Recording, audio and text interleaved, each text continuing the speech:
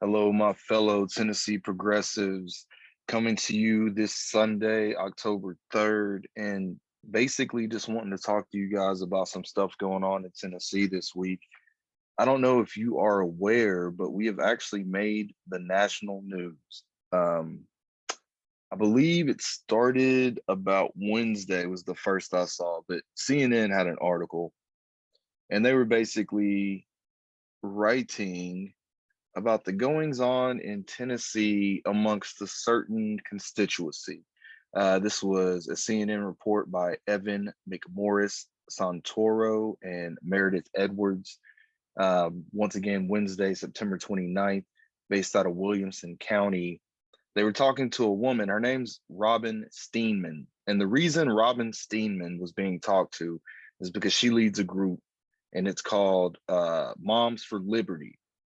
Moms for Liberty. Now, she's from a very right-leaning, Republican-leaning suburb of Nashville, pretty affluent area. And they were talking to her, and she said she had pulled her child out of the public school system over the mask mandate. If you've been paying attention in Tennessee, you know that's a big talking point. So you might believe that this story is going to go into detail about why she feels masking is wrong or it's a impingement on freedom. But this article is actually talking about the new Tennessee anti quote unquote CRT law and the implications that might be coming from that ill thought out attempt to try to combat something that most people, if you ask, would say is not even a problem, especially if you ask people involved in the school system. So Steenman's child is being held out of school because there's a book that is written from the perspective of Mexican Americans that she finds offensive.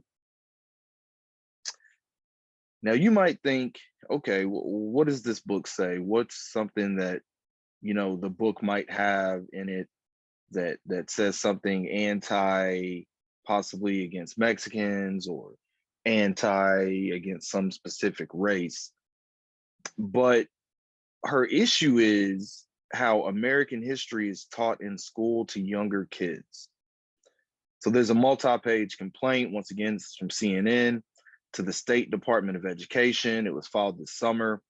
They say Williamson County Schools curriculum violates state law because it includes anti-American, anti-white, and anti-Mexican teaching. And she feels that because of HB 580 that was signed into law by Bill Lee in May, once again, the law aimed at banning quote unquote critical race theory actually wasn't being taught, would allow her, because of a section 51 part 6 of that Tennessee law, would allow her to get it outlawed, this specific book, because it makes illegal lesson plans that cause students to feel discomfort, guilt, or anguish. Now, once again, you can see from that, you can't teach something that might make a student feel discomfort, guilt, or anguish.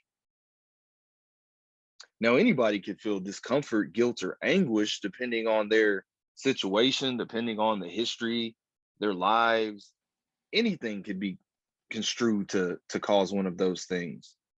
So you see, the law already was set up in a way to try to just squelch discussion altogether anytime there is a conversation about something that the powers that be might find uncomfortable.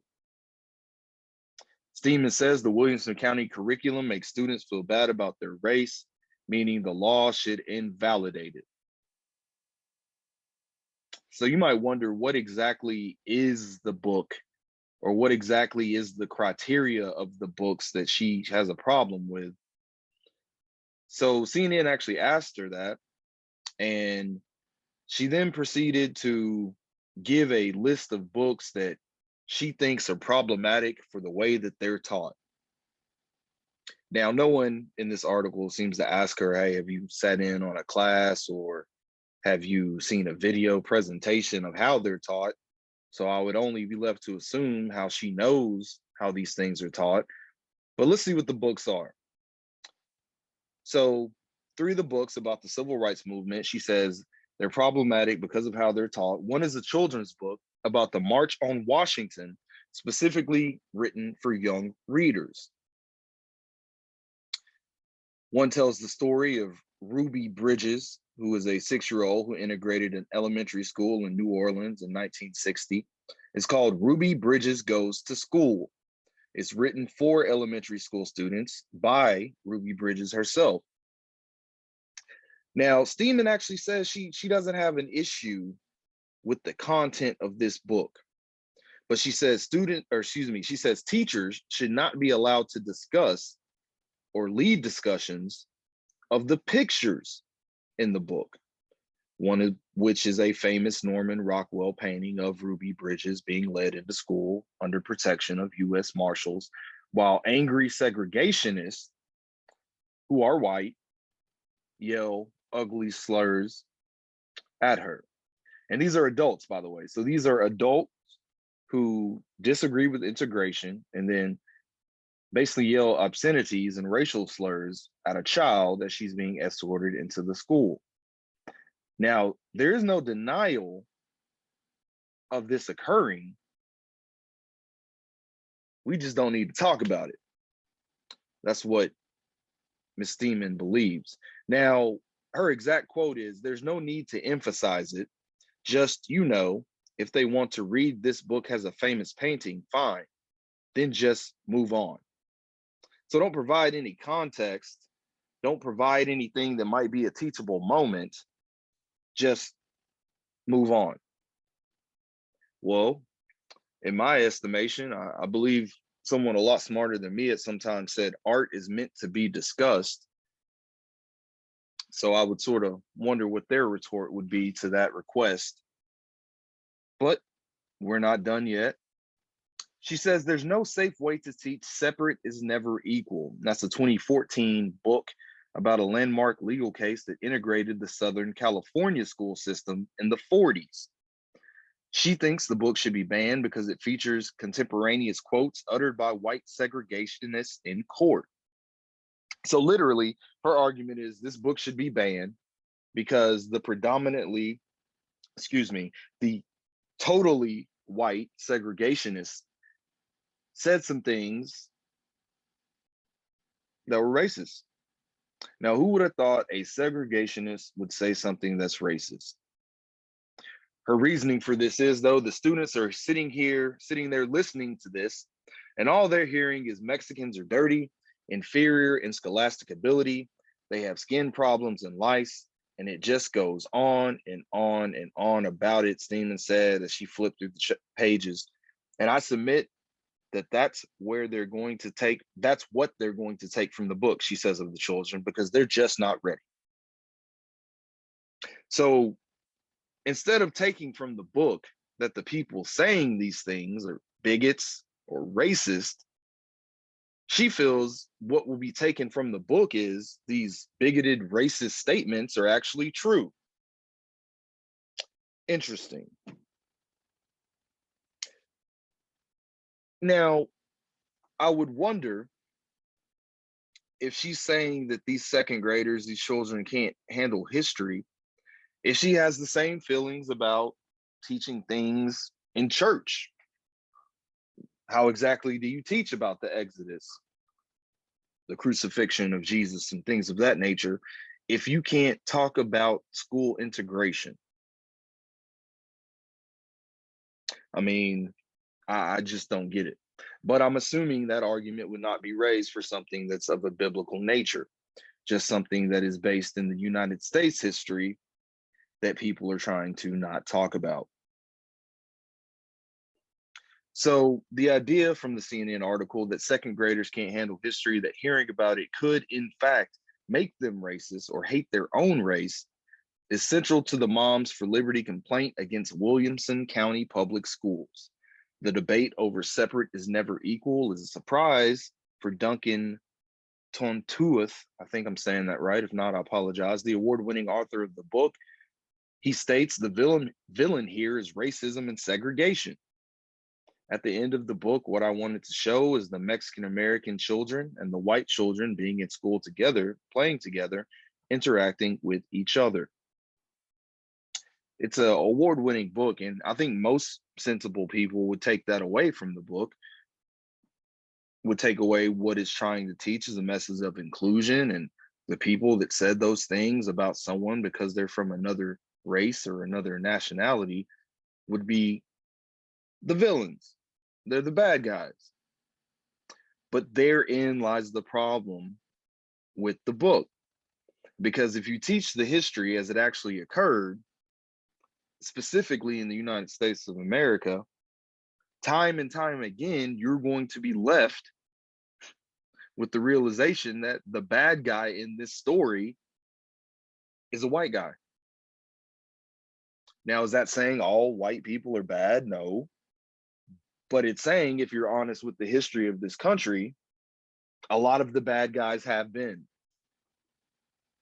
Now, that's not something that we're going to look at and condemn someone for, but it is something that needs to be acknowledged. And if you do acknowledge and learn from it, we can hopefully prevent things of that nature from happening in the future. The author goes on to state, when I shared the story with kids, I don't see kids saying, oh, this makes me feel shame. He said, they say that's not right. That's not fair. That's not how people should treat people. That's the reaction that I get. National education experts are worried about the fear from mostly white parents spreading in places like Williamson County, Tennessee. So they use in the CNN article a comparison to, teaching about Nazism, things of that nature. I mean, I for the most part agree, but that is an argument that, people have used a lot in the past. Doesn't really seem to be making that much headway when you're talking to people from the South. I think a large part of that is because in Germany, the confrontation with the acts happening and the history going forward was pretty immediate. The Nazis fall and immediately there is condemnation, and no one pretty much tries to rehabilitate that image. I think a large part, when you look at the history of race in this country, we don't really tend to examine it as much as we do tend to either try to paint it in the best possible light, or we basically try to, I don't want to say revise it, because revisionist history actually is not an altogether bad thing. Sometimes you do have to revise history, especially when it was painted with such a propaganda-laden brush, which I would say would be the case of how the anti-North sentiment, the glorious cause, the South will rise again mentality comes from, is the way that the Civil War was taught. And that's one of the big things here. It's almost like this Moms for Liberty group is taking a page out of the Confederate Daughters of the Confederacy playbook, and that they sort of see, if we can redact and cut history in a certain way, then we get to paint the narrative for generations to come. There's some people, in the South that still would have a lost cause narrative when you're talking to them about the Civil War. But going on, Steeman says she doesn't know what age is appropriate for students to hear about the dogs, fire hoses, and bullets people like Ruby Bridges faced decades ago. She's not sure how relevant that history is to Williamson County today. Well, see, that's the thing. History is always relevant. That's one of the reasons why it's so important to know history. There's always a relevancy to the past when you're talking about the future. She goes on to say, I'm not going to argue whether racism still exists. I don't personally know any, which once again, is a white, semi-affluent lady living in a white, semi-affluent place, you're probably not going to have experience with racism, specifically as in seeing it practiced, in that if it is practiced, I'm assuming she probably doesn't count that as quote unquote racism, because it isn't, possibly physical abuse or something of that nature. But I'm sure if she were to see like a Black person profiled, she probably wouldn't default to thinking, oh, that's racist. She would probably default to thinking it's a safety issue. But nevertheless, so months before the Moms for Liberty showed up, there were two women, Revita Rahman and Jennifer Cortez, had started their own group, and it's called One Wilco. And this was after a string of racial incidents rocked the district. Well, there you go. If a string of racial incidents had rocked the district, you sort of wonder how Miss Steenman is not aware of that, or she's such a plugged-in member of the community as she would portray. The district sent students on field trips to a nearby plantation site. There are several in the area, it said in parentheses of the article. And Rahman's husband chaperoned one trip. She said he was shocked to hear how little mention of plantations actually worked, which is, par for the course. Once again, they always try to, it seems, sort of sugarcoat what exactly was going on and try to make it quaint. I think that's one of the reasons in the South you see a lot of places that will be called so-and-so plantation, because it's sort of that knee-jerk reaction to sort of soften the reality of what it was. And so, that's something that you see happening time and time again. The article goes on and it talks about they didn't have really a context of plantations other than being like this fun place. And talk about more incidents that happened. There's an incident at a middle school where students locked arms, and if you were white, they would break the arms and let the kid through. She said, recalling a story, she learned from her son in the pickup line at school. If you were Black, they kept their hands together and told you need to go back to Mexico. So that's a little, man, that's sort of like a little mixing. But actually, it goes to a point, which I'm sure they weren't trying to make. But the point I would take from that is one of, well, actually, I guess they were trying to make that point inadvertently, that if you are a victim of discrimination, it usually isn't going to be something that's not going to be extended to you. If you live in an area that is racist against Black people, 9 times out of 10, they're probably racist against Mexican people, like they're racist against people that might be from India or something of that nature. She said the kids enchanted that they were going to build a wall. The Williamson County School District is 97% white, which is something that I'm not surprised of. It's a well-to-do district overall, high level of college educated parents, meaning this is supposed to be the area that this ignorance is not proliferating in, but yet and still we're still seeing these incidents. So obviously racism is something Williamson County has to deal with. Just last month, Williamson County school community, one of its sports rivals, was shocked by a threatening social media message sent to a Black player by a white one wearing a Klan hood. So obviously, here's the thing. There's racism afoot. You're seeing it sort of in these little microaggressions, which I guess you can make the argument sending a threatening note with a Klan hood would be a definite macro aggression instead of a microaggression. But it's weird that Steedham's trying to paint this picture of, we don't even need to know this stuff. There's not really racism like that here. And then you see evidence of the racism in multiple ways.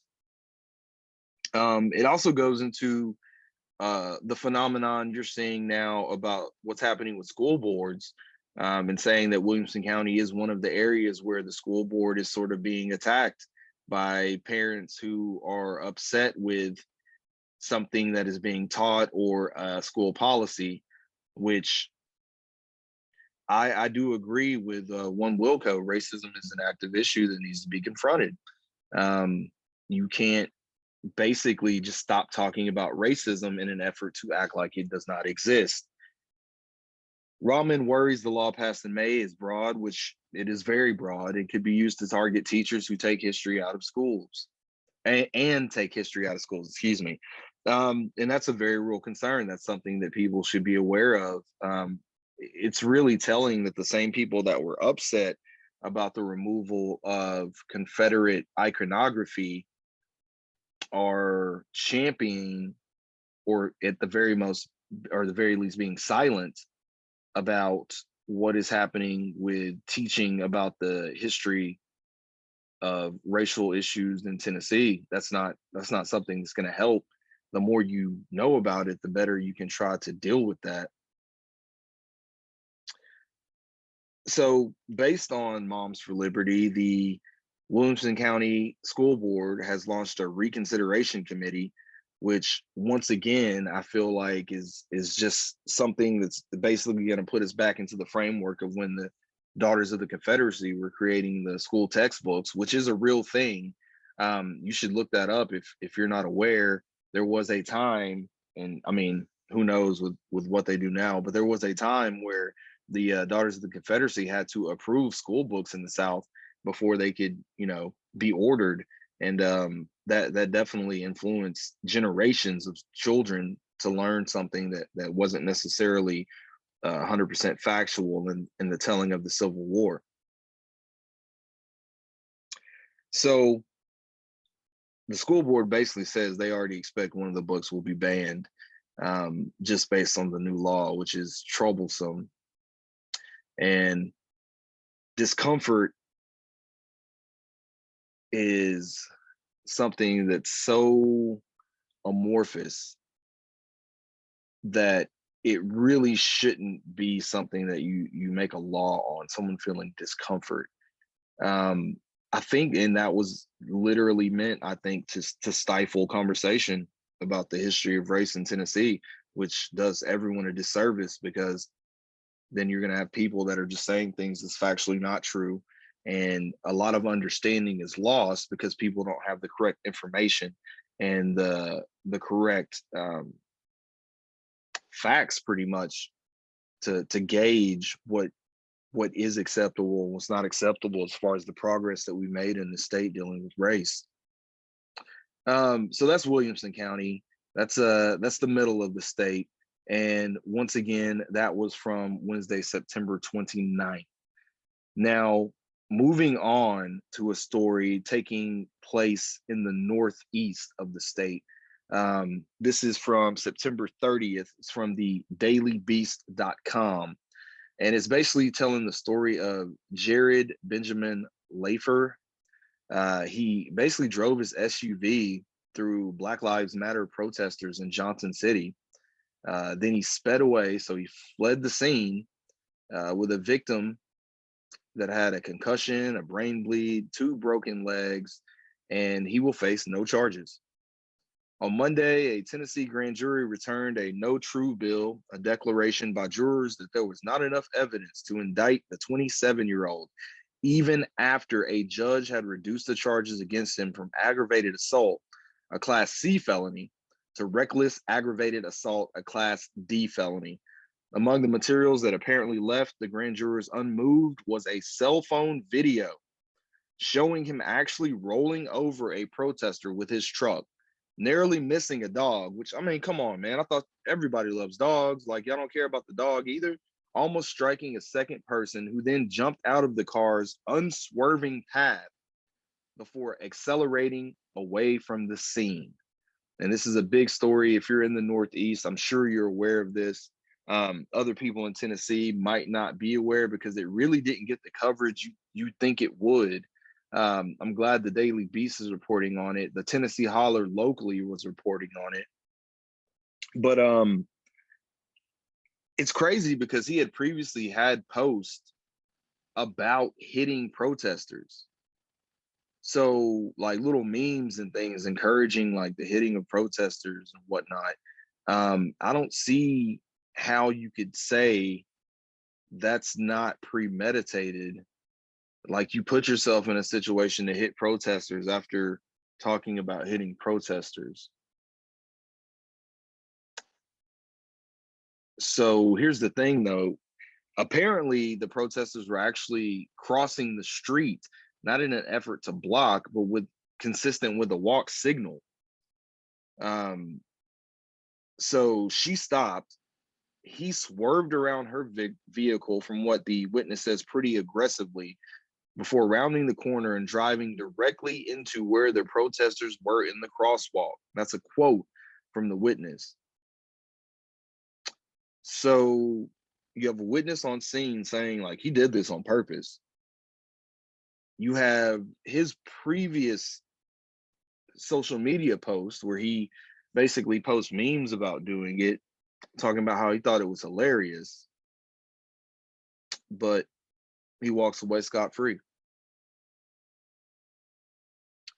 So the defense argument was the same one we hear from time to time, ad nauseum. So I guess it's not from time to time, but he found himself in danger. He was scared.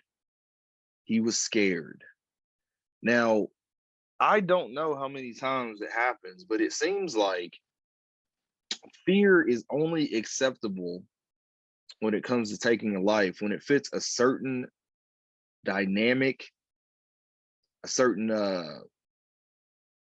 percentage of the population is allowed to take a life in fear, and that's accepted as perfectly reasonable.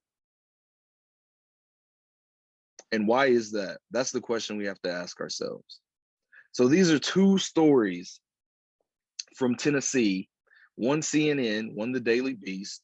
And actually, I believe the story about Lafer also made its way onto the Young Turks and the Breakfast Club. So this is the viewpoint people that are not from Tennessee have of Tennessee. We're getting a story about Moms for Liberty who are making an argument that the discomfort of learning true historical facts should be blocked. So basically, kids shouldn't learn true history because it might make them feel uncomfortable, which, by the way, is not a refutation of its truthfulness. She's just saying they might feel uncomfortable, so we shouldn't even tell them. Not to mention, these are the same people who say it's oppressive that they have to wear masks. So you can be uncomfortable learning information, but I have to be uncomfortable with you around me without a mask on, having no idea if you've actually got vaccinated, because a lot of you will not. And I'm talking about right-wingers in Tennessee when I say this. But me talking about a true historical fact makes you uncomfortable enough that you should start banning books. But these are the freedom people, right? These are the freedom people. And that's where we're at right now in Tennessee. We have a group of people that can have words that completely do not line up with their proposed actions or actual actions, but we're still supposed to take them at face value when they say things. So what I suggest is pay attention. And when they start saying things like freedom, ask them how they feel about these situations. Well, if you're for free speech, then why do you want to stop the actual history of Tennessee being taught? The actual personal experiences of people that have been discriminated against them? Why would you want that to be not taught or not discussed? If you're upset with Confederate statues being moved and you say that's erasing our history, what is it doing when you literally cannot talk about a true event? What does it say for our justice system when we have people that can run over peaceful protesters, flee the scene, and have no legal repercussions whatsoever?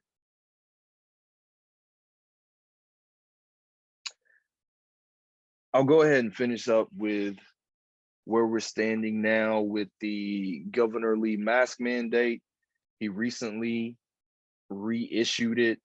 Now, this was done so it would not expire before a court got a chance to rule on it, because it's due in court right now. The courts had already blocked the order itself. They had reinstated, and this was 3 federal judges had reinstated the mask mandate.